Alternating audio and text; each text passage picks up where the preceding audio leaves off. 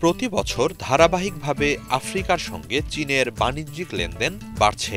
চীনের শুল্ক বিভাগ জেনারেল অ্যাডমিনিস্ট্রেশন অব কাস্টমস জিএসির সাম্প্রতিক প্রতিবেদন বলছে, চলতি বছরের জুলাই মাস পর্যন্ত চীন ও আফ্রিকার মধ্যে বাণিজ্যিক লেনদেনের পরিমাণ ১৬৬.৫ বিলিয়ন মার্কিন ডলার ছাড়িয়েছে।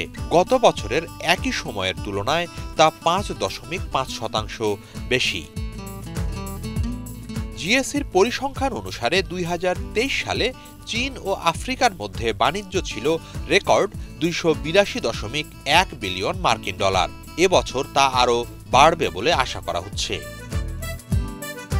শুল্ক বিভাগ জানায়, ২০২৩ সালে আফ্রিকা থেকে চীনে বাদাম, শাকসবজি, ফুল ও ফলমূল রপ্তানি আগের বছরের তুলনায় যথাক্রমে ১৩০, ৩২, ১৪ ও ৭% বৃদ্ধি পায়। অন্যদিকে একই বছর চীন থেকে আফ্রিকায় জ্বালানি চালিত যানবাহন, লিথিয়াম ব্যাটারি ও ফটোভোল্টেক পণ্যের রপ্তানি বাড়ে যথাক্রমে ২৯১, ১০৯ ও ৫৭%। ২০২৩ সালে প্রথমবারের মতো চীন আফ্রিকা বাণিজ্য সূচক প্রকাশ করে জিএসি।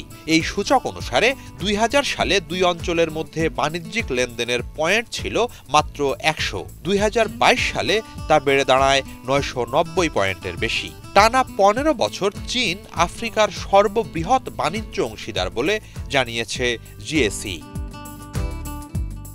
আগামীতে এই অর্থনৈতিক ও বাণিজ্যিক সম্পর্ক আরও গভীর করতে আগ্রহী চীন ও আফ্রিকা।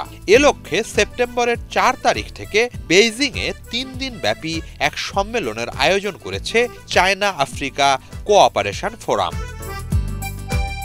হিজল জোবায়ের, বাংলাভিশন।